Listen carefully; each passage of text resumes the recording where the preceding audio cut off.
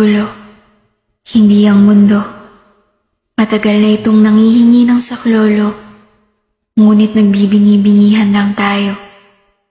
Ngayong tayo na ang kinakapos, saka lang ba tayo kikilos? Hindi pa huli ang lahat, may magagawa ka pa. Kaya't hanggat may oras, naway mabigyan pa natin ng oras. Showing love and personal contribution to rehabilitation the environment. Like planting trees, gardening, or supporting reforestation projects as a sign of love for nature generation. Advocating for eco-friendly habits within family, school, and community. Declare a state of emergency and ask people to conserve.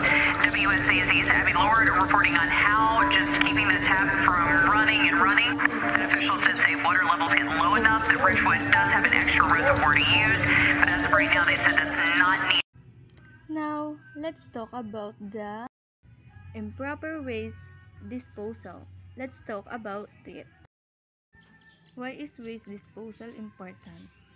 Waste disposal is one of the most significant industries in the world because of the fast-paced production flow all over the globe. However, improper waste management, also known as improper waste disposal, is an existing issue wherein waste is carelessly discarded without considering its effect on the environment. Now, what are these effects? Number 1. Improper waste disposal can cause different types of population. Land. When waste ends up on soil and breaks down into it, either by rotting or seeping into its surrounding area. 2. Improper waste disposal can also be cause of death in biodiversity, plant death. Contaminated soil and rainwater can be toxic for plants. Animal death. Animals can become physically incapacitated. Example: turtles choking on plastic. Poison from ingesting hazardous materials. Number 3. Unprocessed waste from places like landfills and contaminated waters can be a breeding ground for diseases. Climate change can result from the greenhouse gases that are released from improper waste disposal. This can lead to worsening of weather conditions and natural disasters, as well as loss of animal habitats.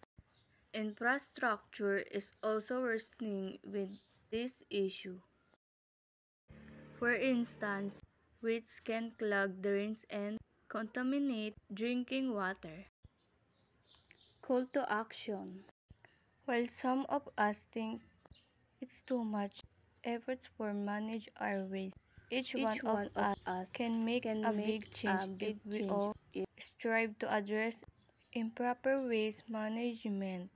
Remember, it's never too late to start acting for the better to save the environment. Let's all work towards a greener tomorrow.